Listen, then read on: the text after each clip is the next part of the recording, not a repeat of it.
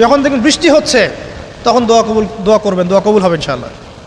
দোয়া করার আগে একবার বলবেন আলহামদুলিল্লাহ, কমপক্ষে একবার বলবেন আলহামদুলিল্লাহি রাব্বিল আলামিন, একবার কমপক্ষে।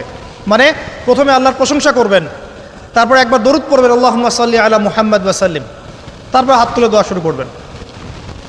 বৃষ্টি পড়ছে, দোয়া শুরু করে দেন, দোয়া কবুল হবে ইনশাআল্লাহ।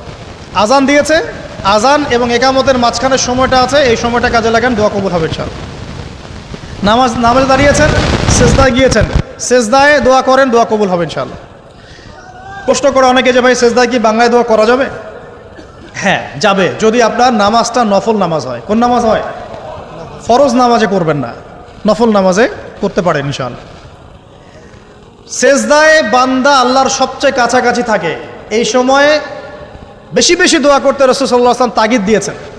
দোয়া করলে ডাইরেক্ট কবুল হবে ইনশাআল্লাহ। পিতা মাতার খেদমত করে দোয়া করেন, দোয়া কবুল হবে ইনশাআল্লাহ। এখন তো পিতা মাতার খেদমত মানুষ করতে চায় না। এটা সেই যুগ যে যুগে পিতা মাতার সাথে দাস দাসীর মতো আচরণ করা হয়। সন্তানরা ভুলে গেছো তোমরা যে তোমরাও একদিন পিতামাতা হবা। আমরাও কিন্তু একদিন পিতামাতা হব। যারা বিয়ে শাদী করেছে, সন্তানদি হয়েছে, তারা জানে এই যে প্রসব বেদনার একটা সেকেন্ড, এক সেকেন্ড বা 1 মিনিট প্রসব যে বেদনা মায়ের হয়, এর ঋণ আমরা সারা জীবনে শোধ করতে পারবো না। পারবেন? এ কারণেই মায়ের পায়ে নিচ জান্নাতের কথা বলা আছে।